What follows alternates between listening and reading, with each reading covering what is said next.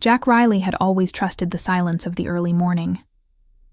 Long before the world stirred, before construction crews began their chorus of drills and hammer strikes, there was peace, a fragile, fleeting thing. He treasured the solitude, the first sip of black coffee, the familiar hum of the refrigerator, the worn newspaper folded neatly beside him. These were the quiet rituals of a man who had seen too much war, too much chaos, and carved out a pocket of normalcy in a world that rarely offered any. But silence, as he would learn on a crisp October morning in Boulder, Colorado, could also be the sound of everything falling apart. It started with a phone call. Unknown number. The screen buzzed against the wooden table like an omen. Jack answered, expecting perhaps a subcontractor with a delay or a city inspector with another list of complaints. Instead, he heard a woman's voice. Clinical, detached. Mr. Reilly, this is Boulder General Hospital. Your daughter, Emily Reilly, has been admitted to the emergency room. The words didn't register at first. Jack blinked.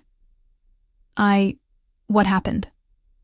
I'm sorry, sir, but we can't give details over the phone. You should come immediately. Jack didn't remember grabbing his coat or keys.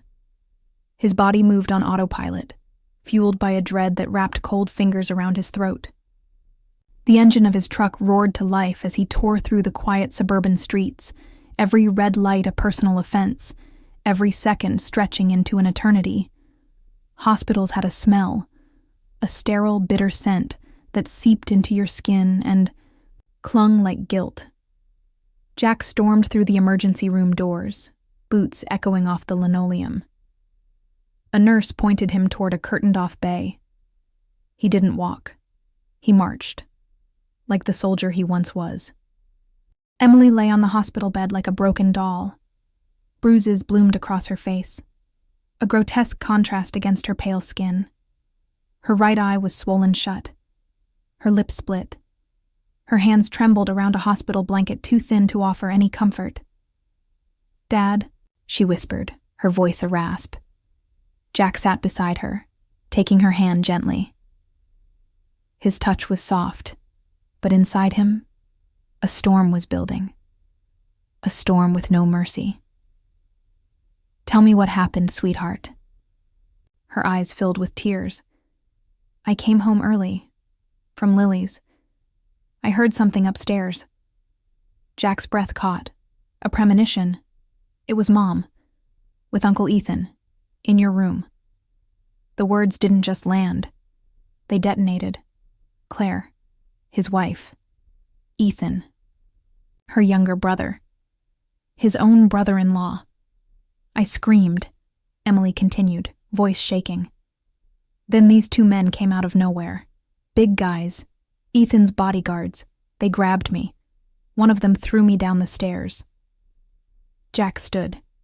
Not because he wanted to leave, but because he couldn't contain the fury. His hands balled into fists. He stared at the curtain as if it were a battlefield. His battlefield. "They're still at the house," Emily whimpered. "Drinking your whiskey. Laughing." Jack kissed her forehead, the gentleness of the act belying, the violence simmering beneath his skin. "Did you see a doctor yet?" "They're waiting for x-rays." "Good. I'll be back soon." "Dad, don't do anything stupid." He managed a cold smile. "Nothing stupid, just necessary." At the nurse's station, he demanded everything: photos, scans, reports. When the nurse hesitated, he leaned in, voice low and steady. "Those men attacked my daughter. If you don't help me build a case, I'll build one myself. With or without your help." She relented. He got what he needed. Then Jack made 2 phone calls. One to Luis Medina, a man he hadn't spoken to since Baghdad. The second to a local detective he trusted more than most. "It's Reilly," he said. "We need to talk. Somewhere private. This goes deeper than you know." When he returned to Emily's side, she had drifted into a painkiller-induced sleep. He sat beside her and stared at the machines beeping gently. Machines keeping his daughter stable, when it should have been him. He remembered the day she was born. Claire had held her up like a prize. He'd promised, right then, to protect her from the world. And now, she'd been hurt by the people who should have loved her most. Jack had been betrayed before, by commanding officers, by insurgents who smiled before pulling triggers. But nothing prepared him for this. This wasn't just infidelity. It was desecration. His home, his wife, his daughter. He left the hospital with one goal: war. The drive back to his house was slow, deliberate. He parked a block away, eyes scanning for the unfamiliar. 2 SUVs sat in his driveway. Tinted windows, shiny tires, clean license plates. Too clean. He approached on foot, using the shadows like old friends. The front door was ajar. Light spilled onto the porch. Music blared. Laughter. His laughter from better days, now twisted into something grotesque. Inside, cigarette smoke curled in the air. Another betrayal. Claire hated smoking, or so she'd claimed. He stepped into the living room. There they were. Claire on the couch, blouse half undone. Ethan beside her, smug and arrogant. The 2 men who had hurt his daughter loomed by the window, pretending to be security, pretending to be invincible. Get out. 3 syllables. The room froze. Claire's drink spilled onto the rug. Ethan's grin faltered. Well, Ethan said, rising slowly. Look who decided to come home. Jack didn't respond. His movements were precise. Years of combat training ignited. The first bodyguard stepped forward. Jack crushed his throat with a palm strike, then kneed him into submission. The second reached for a weapon. Jack disarmed him, shattered his arm, and slammed his skull into the wall. 15 seconds. 2 men down. Ethan tried to pull Claire away. Jack grabbed him by the collar and drove him into the wall. You touched my daughter. She wasn't supposed to be there. Jack punched him once. Then again. He didn't stop until Ethan begged. Claire screamed. Jack turned to her. Don't you dare blame her. She backed away, mascara streaked with fear. Tommy, please don't call me that. He tossed a trash bag at her feet. You have 10 minutes. Then I call people you really don't want me to call. The bodyguards, bruised and broken, dragged Ethan out. Claire stumbled behind them. Jack didn't watch them leave. Instead, he looked around his desecrated home. Cigarette burns on the coffee table. Blood on the carpet. Sheets that reeked of betrayal. He gathered them. Set them ablaze in the backyard. The silence returned. But now, it wasn't peace, it was a war drum, and Jack Reilly was ready to march. The world had taken from him. His dignity, his family, his trust. But what it forgot was this. Jack had been trained to dismantle empires. He had built cities from ruins. And now, he would burn one down. Brick by brick. Lie by lie, until there was nothing left but justice. And maybe then, peace would return. The morning after the storm, Jack Reilly stood in the ruins of what was once his sanctuary. The house was eerily quiet now. The blood had been scrubbed away, the broken glass swept up, but the air still carried the weight of what had happened.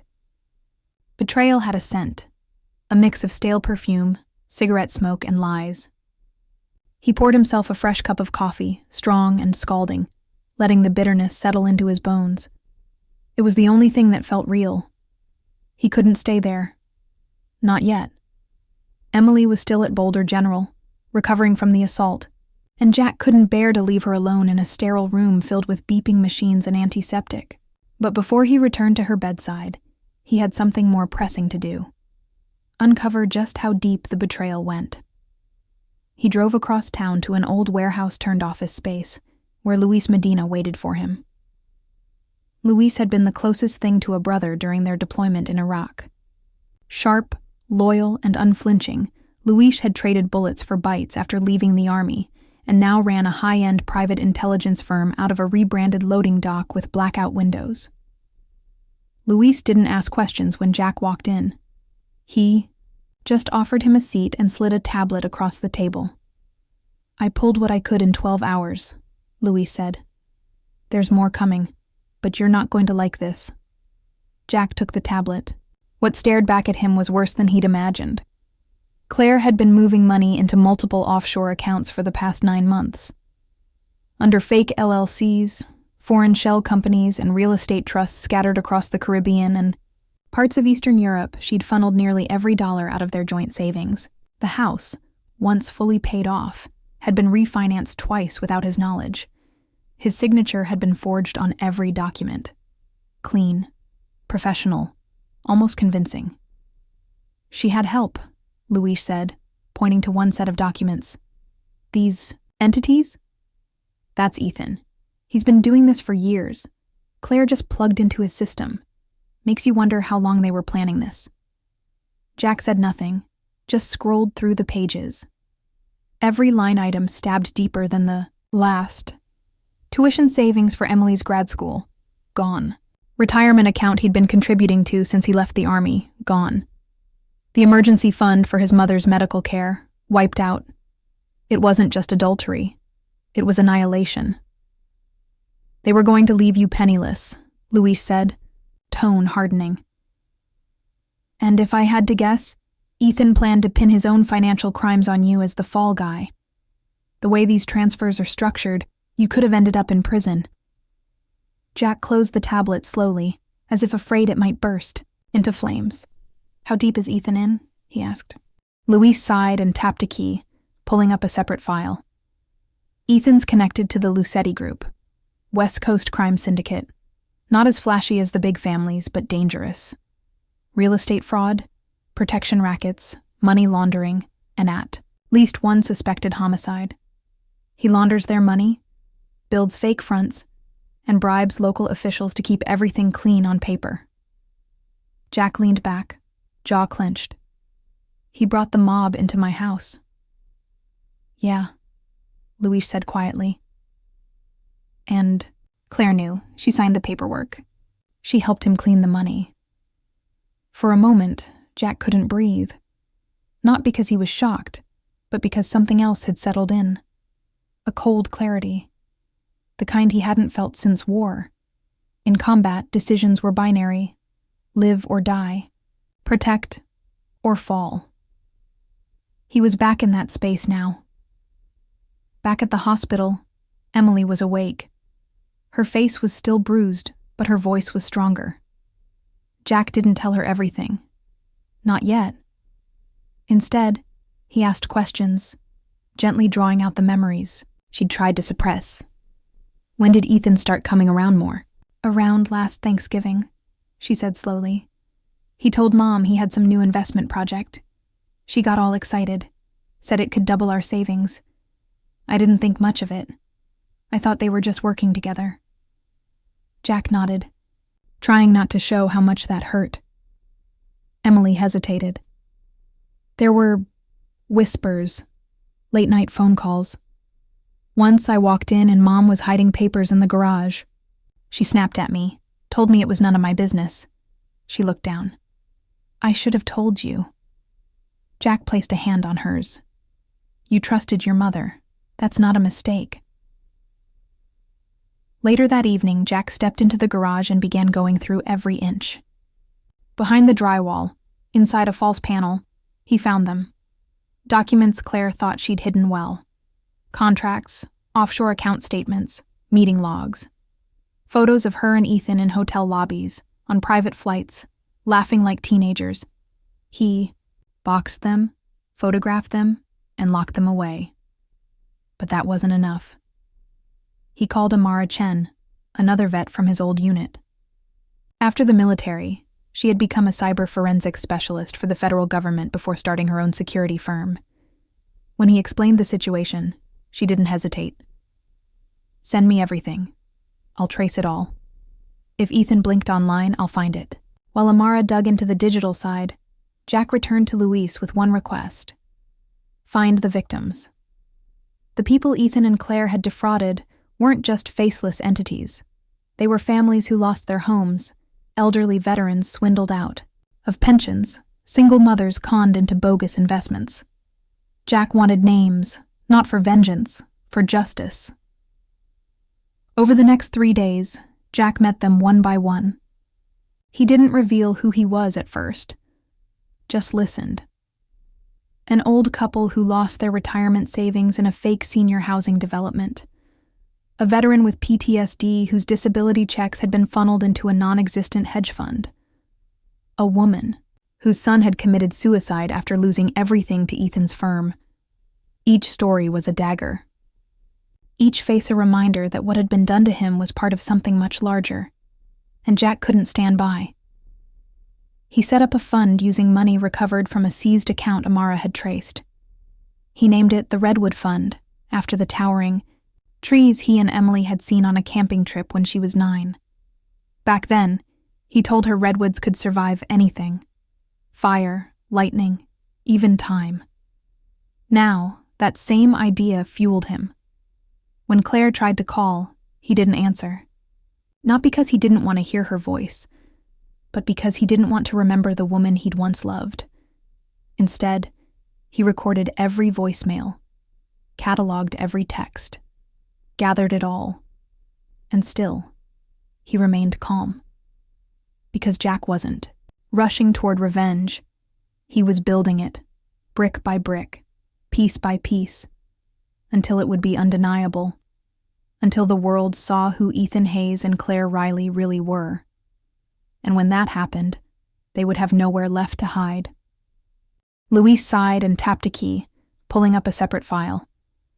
Ethan's connected to the Lucetti Group, West Coast crime syndicate, not as flashy as the big families, but dangerous. Real estate fraud, protection rackets, money laundering, and at least one suspected homicide. He launders their money, builds fake fronts, and bribes local officials to keep everything clean on paper. Jack leaned back, jaw clenched. He brought the mob into my house. Yeah, Luis said quietly. And Claire knew. She signed the paperwork. She helped him clean the money. For a moment, Jack couldn't breathe. Not because he was shocked, but because something else had settled in. A cold clarity. The kind he hadn't felt since war. In combat, decisions were binary. Live or die. Protect or fall. He was back in that space now.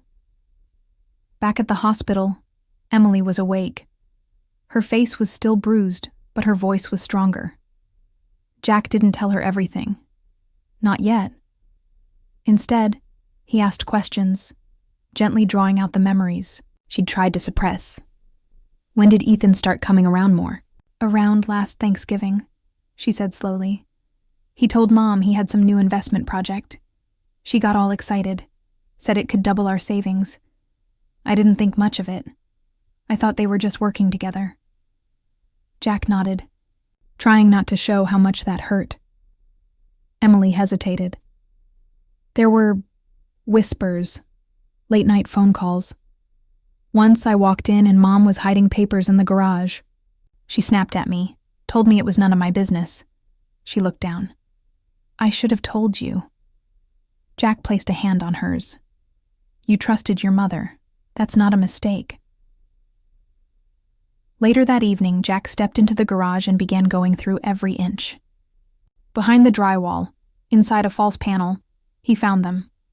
Documents Claire thought she'd hidden well. Contracts, offshore account statements, meeting logs. Photos of her and Ethan in hotel lobbies, on private flights, laughing like teenagers. He boxed them, photographed them, and locked them away. But that wasn't enough. He called Amara Chen, another vet from his old unit. After the military, she had become a cyber forensics specialist for the federal government before starting her own security firm. When he explained the situation, she didn't hesitate. Send me everything. I'll trace it all. If Ethan blinked online, I'll find it. While Amara dug into the digital side, Jack returned to Luis with one request: find the victims. The people Ethan and Claire had defrauded weren't just faceless entities. They were families who lost their homes, elderly veterans swindled out of pensions, single mothers conned into bogus investments. Jack wanted names, not for vengeance, for justice. Over the next 3 days, Jack met them one by one. He didn't reveal who he was at first, just listened. An old couple who lost their retirement savings in a fake senior housing development. A veteran with PTSD whose disability checks had been funneled into a non-existent hedge fund. A woman whose son had committed suicide after losing everything to Ethan's firm. Each story was a dagger. Each face a reminder that what had been done to him was part of something much larger, and Jack couldn't stand by. He set up a fund using money recovered from a seized account Amara had traced. He named it the Redwood Fund, after the towering trees he and Emily had seen on a camping trip when she was 9. Back then, he told her redwoods could survive anything: fire, lightning, even time. Now, that same idea fueled him. When Claire tried to call, he didn't answer. Not because he didn't want to hear her voice, but because he didn't want to remember the woman he'd once loved. Instead, he recorded every voicemail, cataloged every text, gathered it all. And still, he remained calm. Because Jack wasn't rushing toward revenge. He was building it, brick by brick, piece by piece, until it would be undeniable, until the world saw who Ethan Hayes and Claire Reilly really were. And when that happened, they would have nowhere left to hide. The first week after the truth came out, Jack Reilly didn't sleep. Not in the way people usually meant when they said that. His body might have rested, but his mind was always moving, calculating, cataloging, replaying memories he used to trust. The battlefield had changed, but the mission hadn't. In his army years, the terrain was rocky, the enemies visible, the threat immediate. Now the battlefield was digital, psychological, legal, and the enemy wore suits instead of uniforms. Jack wasn't just going to stop Ethan and Claire. He was going to destroy everything they built on deceit. But not with rage. That part of him burned out the night Emily cried in his arms, bruised and broken. What remained now was colder, more exacting. Vengeance wasn't about fury anymore. It was about precision. His first move came quietly. A visit to a small law firm on Pearl Street, known not for its advertisements or flashy promises, but for its ability to move fast and quietly. Jack needed a forensic accountant, and they gave him one. Meera Patel, a no-nonsense former IRS investigator with a sharp tongue and sharper mind. She reviewed the files Amara had decrypted, narrowed in on the financial movements, and began tracing, where Ethan's shell corporations intersected with real estate holdings. They used real estate to launder everything, she explained in their second meeting. Claire bought into at least 4 different LLCs tied to Ethan's consulting firms. The properties are legit on the outside, but none of them have tenants, no income, just holding cells for dirty money. Jack leaned back in the chair across from her, arms crossed, absorbing every word. He didn't speak much in those meetings. He didn't have to. The quiet was louder than anger. Next came the human element. Luis delivered a list of nearly 30 individuals Ethan had financially ruined over the last 5 years. Jack drove for hours each day, visiting them one at a time. A veteran named Ruben in Colorado Springs, who lost his business when Ethan talked him into an inflated land deal. A nurse in Cheyenne who'd invested her life savings into a bogus wellness retreat. Ethan and Claire pitched through a glossy brochure. Jack didn't bring apologies. He brought proof, copies of contracts, statements from Meera, encrypted files that showed exactly where the money went. And then he offered something more, a seat at the table. He was building something called the Hammer Project, a joint civil and criminal complaint network. Once he had enough voices, he would deliver it all to federal investigators, the media, and the courts at the same time. Some were hesitant, others wept. But they joined. Meanwhile, Emily recovered in quiet strength. Her physical bruises faded, but Jack could see the weight in her eyes. She was trying to rebuild her own strength, and Jack gave her space. Still, some nights they sat together in the living room, watching the sun slip behind the mountains, and she'd rest her head on his shoulder in silence. It said more than words ever could. Claire kept calling. Jack never answered. He saved every voicemail, each one layered with a new emotion: panic, regret, manipulation, nostalgia, as if memory was enough to erase what she'd done. I never meant to hurt Emily. I never thought it would go this far. Ethan said we'd just start over. Jack, we were broken for years. You just didn't see it.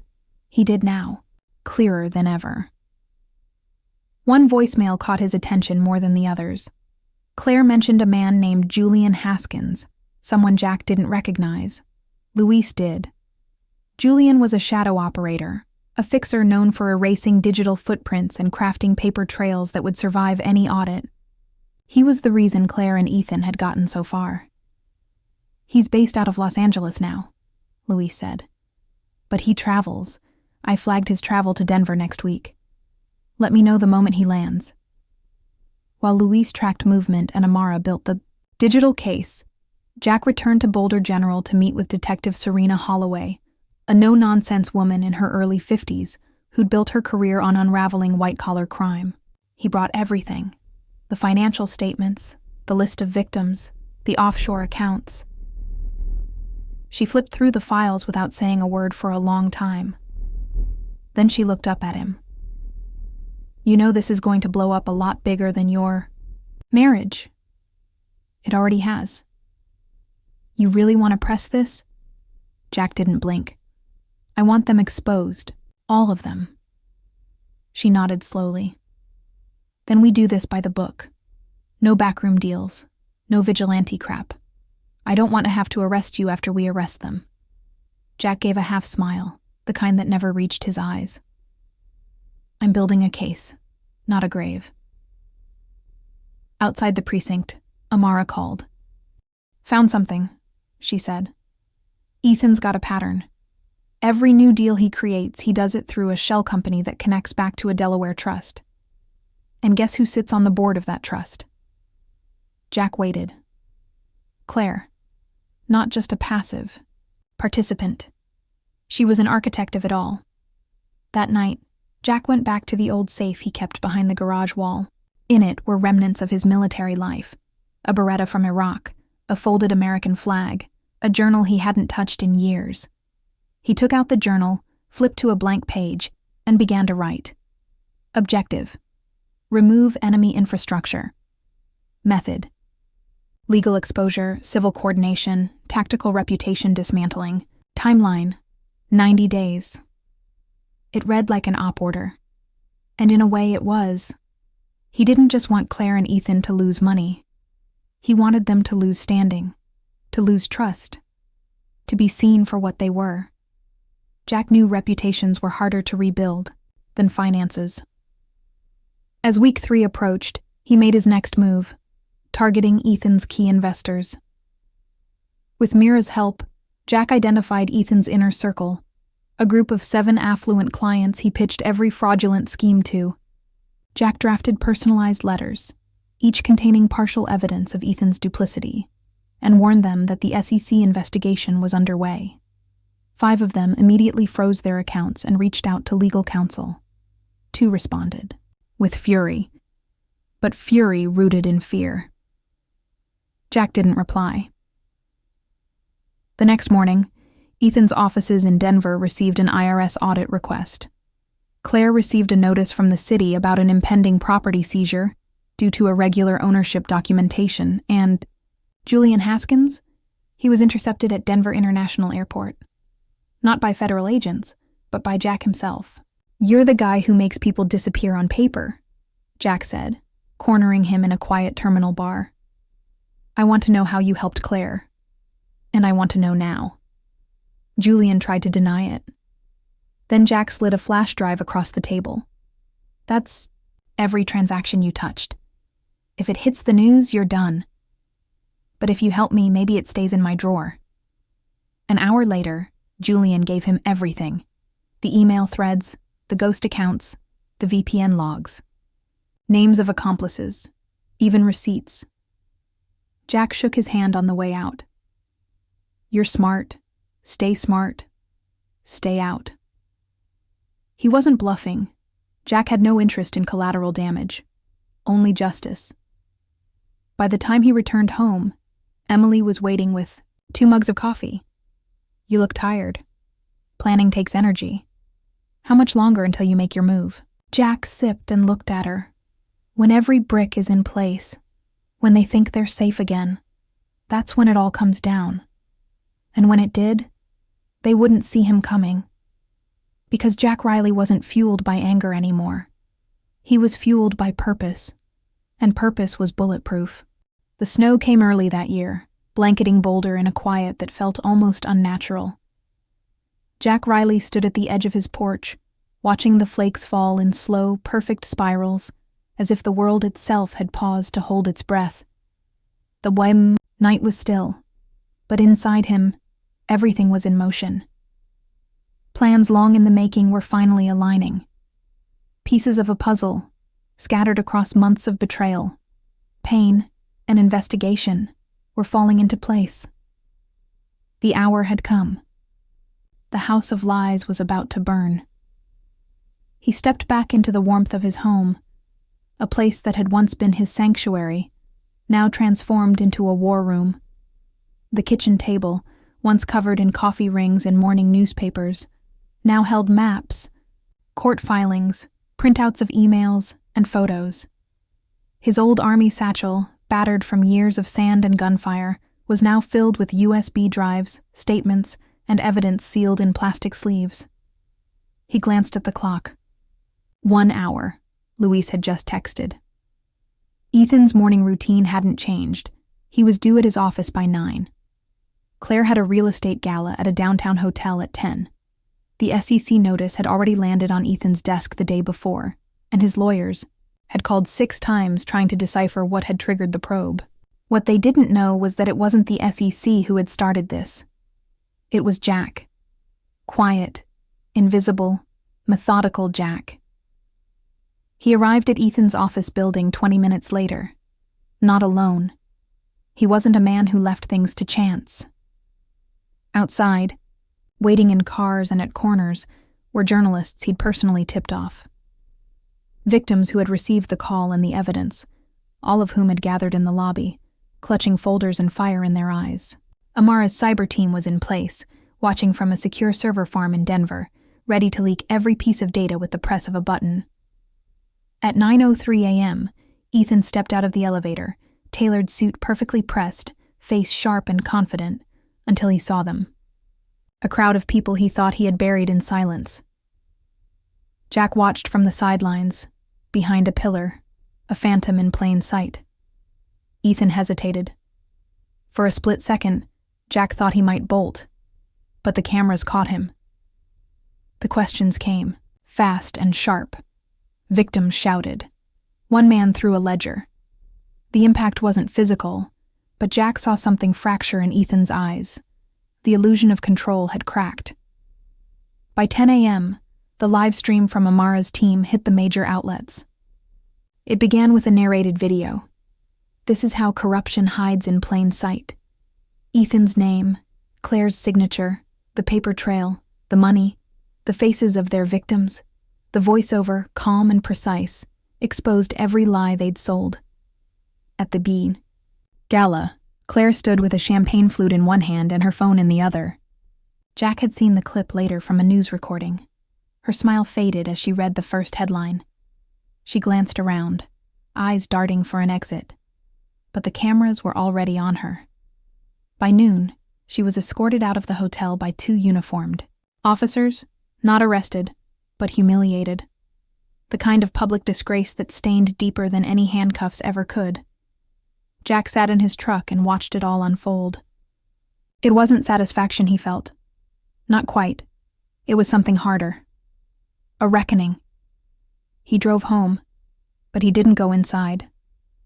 Instead, he pulled around to the alley where the old shed stood, a structure built with his own hands, back when he thought building something solid was enough to make it last. Inside, he opened a metal case. The files from Julian Haskins. The rest of the recordings from Ethan's calls. The voicemail Claire had left just a week before. "Jack, please. I know what it looks like, but I never wanted to hurt you. I didn't know how to stop, but she had known. She just chose not to, and now it was too late." His phone buzzed. Meera Patel. The IRS just froze Ethan's accounts, all of them. Property liens are in place. His investors are panicking. The fund is dead. Claire? Her accounts are tied in. She just lost her license pending review. You wanted full collapse. You got it. Jack ended the call and stared at the snow. That evening, Ethan called. Jack let it go to voicemail. "What did you do?" "Everything's gone. The press, the feds, my clients." "You're dead, Reilly. You hear me? You're dead." A hollow threat. Jack saved it anyway. Emily arrived home that night. She had watched the news in Sarah's apartment, seen her mother escorted out, seen the journalists circling like sharks. "Was it you?" she asked softly as they sat together in the living room. Jack didn't lie. "Yes." She nodded. Her hands were steady now, her voice firm. "Good."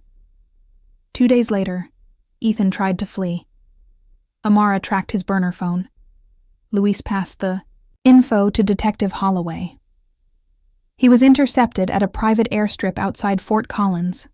The footage made every evening broadcast. His mugshot was shared nationwide. Claire didn't run. She didn't have to. She crumbled. She released a statement blaming Ethan, claiming ignorance. But the evidence said otherwise. Her face trended for 2 days. Headlines spun a new narrative. Power couple turned criminal. Duo. Jack didn't watch the coverage. He focused instead on the victims. At the first community meeting held downtown, he sat in the back, unnoticed. A woman named Linda stood at the front. She'd lost her home, her father's savings, and nearly her marriage. But now, with restitution orders pending, with names finally named, she stood tall. "He tried to take everything from me.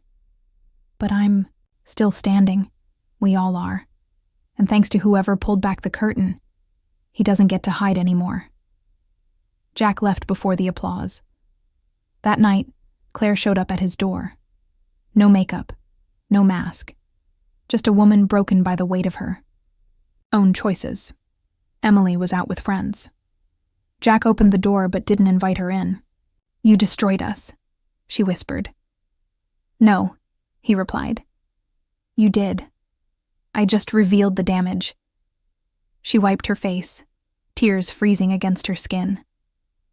"I loved you." Jack looked at her like a ghost. "You loved the life, not the man who built it." "Can I at least say goodbye to Emily?" He shook his head. "You said goodbye the day you chose him." She handed him a manila envelope, divorce documents, signed. She didn't wait for a response. She walked back to her car and drove away. He watched until the taillights vanished. Inside, Jack placed the envelope beside the fire. He didn't burn it. Not yet. But he didn't need it either. The chapter was already closed. The next morning, he rose early, made coffee, watched the snow fall again. This time, the silence wasn't heavy. It was clean, like a reset, like something sacred had been restored. The house of lies had burned, and from its ashes, something new was waiting to be built. Winter turned to spring with a quiet dignity, melting snow revealing green beneath months of frost, as if the earth itself had decided to forgive. Jack Reilly felt it too. Not forgiveness, not yet, but something adjacent to it. Maybe acceptance. Maybe peace in the aftermath of the storm. What he knew for sure was that life was beginning to reshape itself around new routines, new intentions, and a new vision of what could still be built. 5 months had passed since Ethan Hayes had been arrested. His trial was already making headlines, a parade of financial crimes so layered that even the federal prosecutors needed an extra team just to handle digital evidence. The victims Jack had helped rally testified one by one. Their courage had become the backbone of the case. Julian Haskins, after some legal negotiation, turned state witness. His testimony was sharp, methodical, and damning. Ethan's empire was gone. His sentence would be long. Claire's deal, less dramatic but no less final, ensured she'd never work in real estate again. She lost her license, her standing, and the future she once plotted with such arrogance. Jack hadn't celebrated. He hadn't toasted victories or marked any milestones. What he felt wasn't elation, but an unburdening. Justice, when real, didn't arrive with fireworks. It arrived with silence, the kind that settled deep in your bones. Emily was doing better. More than better. She had applied to law school in Denver and been accepted with a scholarship partially funded by the nonprofit. Jack had started from recovered assets, the Redwood Initiative. It was built to protect and support victims of financial abuse, particularly those manipulated by people they once trusted.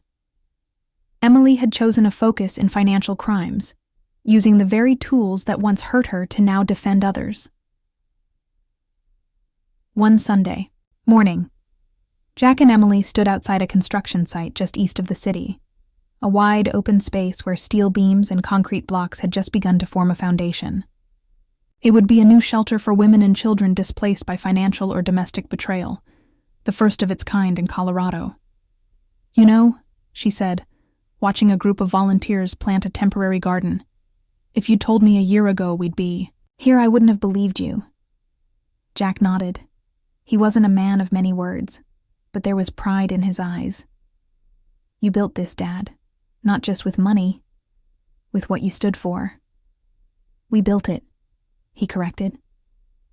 That night, Jack returned home and sat at the desk in his study. It had taken months, but he'd reclaimed the space.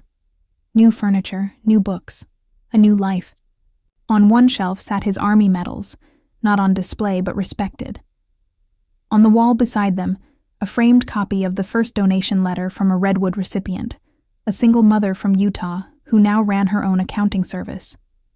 He opened his journal, the same one he used to plan his takedown of Ethan and Claire, and turned to a blank page. Legacy isn't what you build when everything's perfect. It's what you build after you lose everything. It became his mantra. News of Ethan's downfall continued to ripple outward. Several of his former partners were being audited. 2 had been indicted. A handful of corporations dissolved overnight, their reputations too damaged to recover. Jack had expected that. What he didn't expect were the letters. They came from strangers, people who'd never known him, but who had been affected by the case. Survivors, whistleblowers, people who'd lived with secrets and now felt brave enough to speak. Jack responded to everyone, quietly, personally. Not as a hero, but as someone who understood what betrayal felt like. Luis Medina had taken on a full-time role with the Redwood Initiative, managing its investigative arm. Amara Chen ran cybersecurity, teaching survivors how to protect themselves from digital fraud. Meera Patel became a consultant, training lawyers across the state on how to prosecute economic abuse. What began as vengeance had become something far more enduring, purpose. And still, Jack kept his life grounded.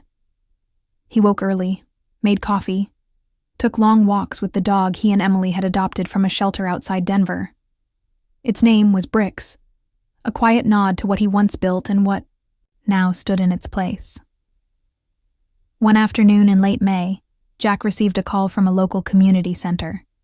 They were organizing a veterans roundtable on post-service identity and reintegration, and someone had recommended Jack as a speaker. "You don't have to talk about what happened," the organizer said. Just share what you've built." He hesitated, then accepted. When the day arrived, he stood in front of 20 men and women, all former service members. Many looked like him, lined faces, silent pain, trying to find meaning after years of conflict. Jack spoke not of betrayal, but of rebuilding. "I used to think being a soldier meant being a weapon," he said. "But it also meant knowing when not to pull the trigger, when to build instead, when to lead. That part, that never left me." He didn't mention Ethan, or Claire, or the war at home he had fought. He didn't need to. They understood. Afterward, a young man approached him. Barely 30, nervous hands. "Your daughter. She was in the papers. I think my sister was one of the victims.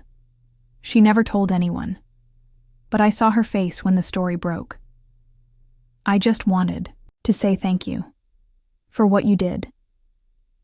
Jack shook his hand. That was enough. On the 1-year anniversary of Ethan's arrest, Emily graduated from her first year of law school. Jack sat in the front row, next to Sarah, Emily's old roommate who had become more like family. Claire was not there. She had moved to Florida, remarried quietly, and faded from the headlines. Emily hadn't responded to her emails. Jack had made no effort to reconnect. Some bridges weren't meant to be rebuilt. That night, they had dinner with Luis, Amara, Mira, and a few others who had become their new circle. Over wine and soft music, Emily raised her glass. "To starting over," she said. "Not because we had to, but because we chose to." Jack clinked his glass to hers. For once, he allowed himself to feel proud, not for what he'd destroyed, but for what had come after. That summer, the Redwood Initiative announced a national expansion. Shelters in 3 states, a legal defense fund for survivors, online courses and seminars. Jack stayed in the background, never letting the story become about him. He received a letter in August from one of the federal prosecutors in Ethan's case. Enclosed was a handwritten note. "In this line of work, we rarely see justice delivered in such a clean arc. You did something extraordinary, and you did it without ever asking for anything in return. You reminded us why we do this." Jack folded the letter and placed it in his journal. That fall, Emily met someone. A fellow student named Marcus. Quiet, thoughtful, funny in the dry way that Jack respected. They took things slow. Jack kept his opinions guarded until Marcus sat down one night and said plainly, "I know what happened. I know what it cost you both. I won't ever take her trust for granted." Jack simply nodded. It was all he needed. On the last day of the year, Jack stood once again on his porch, coffee in hand, snow falling soft and sure. He thought of the man he used to be, the man who had once believed that silence meant peace, and that loyalty was enough to hold a family together. He had been wrong, but in that wrongness, he'd found something better: clarity, strength, a legacy not built from status or money, but from truth. Some wounds never closed. Some questions never found answers. But some stories, even the ones born of betrayal, could still end with honor. And for Jack Reilly, that was enough. In the quiet town of Boulder, Colorado, a man named Jack Reilly lived a life that many would have called simple. He was a veteran, a father, a builder, a man who believed in structure, both in his home and his heart. For Jack, life was built on discipline, routine, and above all, loyalty. He had traded the deserts of Iraq for the cold mountain air, the chaos of war for the rhythm of early morning coffee, and long days managing construction crews. He thought he had left the battlefield behind. But the war was never really over. When Jack received the call that his daughter Emily had been hospitalized, everything unraveled. What he discovered in the emergency room was more than just the bruises on her body. It was the shattering of trust, The revelation that the woman he had loved for over 2 decades had betrayed him with her own brother, Ethan Hayes. But betrayal was only the surface. Beneath it was a twisted web of deceit, fraud, and greed that had been orchestrated for months, if not years. Claire, the wife he once protected, had not only been unfaithful, but complicit in a scheme to bankrupt him and frame him for crimes he didn't commit. And Ethan, once welcomed into his home as family, was nothing more than a predator in a tailored suit. Most people would have crumbled. Jack didn't. He returned to the man he used to be, not a killer, but a strategist. He built a plan with the same precision he once used in combat. He reached out to old allies, Luis Medina, the brother-in-arms who never hesitated to answer the call, Amara Chen, a tech genius with a soldier's soul, Meera Patel, the former IRS agent who could see through the financial lies. With their help, Jack didn't just uncover the truth, he weaponized it. He met with victims. He exposed shell companies and money laundering schemes. He built a civil alliance of those who had been hurt, not just to seek vengeance, but to claim justice. And when the moment came, he struck with quiet devastation. Ethan was arrested. Claire was publicly disgraced. Their financial empire crumbled. What they thought was untouchable proved to be paper-thin under the weight of truth. But what makes Jack's story remarkable isn't just the revenge. It's what came after. He didn't gloat. He didn't disappear. He rebuilt. With the money recovered, Jack created the Redwood Initiative, a nonprofit dedicated to helping victims of financial abuse and betrayal. He didn't just want to punish wrongdoers, he wanted to empower those who had been silenced. Emily, once the face of tragedy, became a symbol of resilience. She pursued law, determined to use her pain to protect others. Together, they transformed trauma into purpose. Jack kept his circle small but strong. Luis, Amara, Meera. They didn't just help him expose the lies. They became a new kind of family, forged not by blood, but by loyalty, sacrifice, and shared values. And through them, Jack learned something profound. That legacy isn't about the name you leave behind. It's about what you build with the truth, even when it hurts. Over the course of a year, Jack watched the pieces of his former life fall away. The home he once thought sacred was replaced by new foundations, literal and emotional. He built shelters for women and children. He gave speeches not about revenge, but about healing. He mentored fellow veterans on rediscovering purpose in civilian life. In every action, he chose to turn his scars into strength. Jack never became bitter. He became better. When Claire moved away and Ethan disappeared into the prison system, Jack didn't chase closure. He already had it. He had Emily, thriving. He had his team, his mission, his legacy. And in the silence of his mornings, he had peace. His story is one of betrayal, yes. But more importantly, it's a story of clarity, of resilience, of what happens when a man refuses to be broken and instead chooses to rise. So what do we learn from Jack Reilly? First, we learn that betrayal does not define us. We are not the lies told about us. We are the truths we stand on. No matter how deep the deception, the path forward begins the moment we choose to see clearly. Second, we learn that strength is not always loud. It doesn't always come with shouting or violence. Sometimes strength is quiet persistence. It's the ability to get back up when no one is watching, to rebuild what others tried to destroy, to choose legacy over retaliation. Third, we learn that justice, when done right, is not revenge. It's not about destroying others for satisfaction. It's about restoration. It's about ensuring that no one else suffers the way you did. Jack didn't just dismantle Ethan and Claire's empire.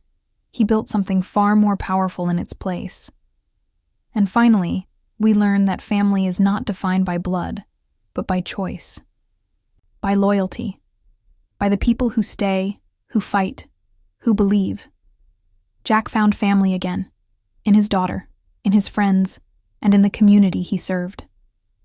That's the family that lasts. In a world that often feels cynical, Jack's story reminds us that honor can survive betrayal. That even after the worst, we can still choose the best in ourselves. That from ashes, we can build something new, something better. So wherever you are in life, whether you've faced heartbreak, deceit, or loss, let Jack Reilly be a reminder. You are not finished. You are not broken. You are simply at the beginning of a new mission. And now, if this story moved you, inspired you, or reminded you of the strength within yourself, I invite you to support this channel by subscribing. Your support helps us tell more stories like Jack's, stories of resilience, justice, and redemption. Click that subscribe button, leave a comment to share your thoughts, and stay with us for the next chapter in our journey, because the world needs more stories like this, and we're just getting started.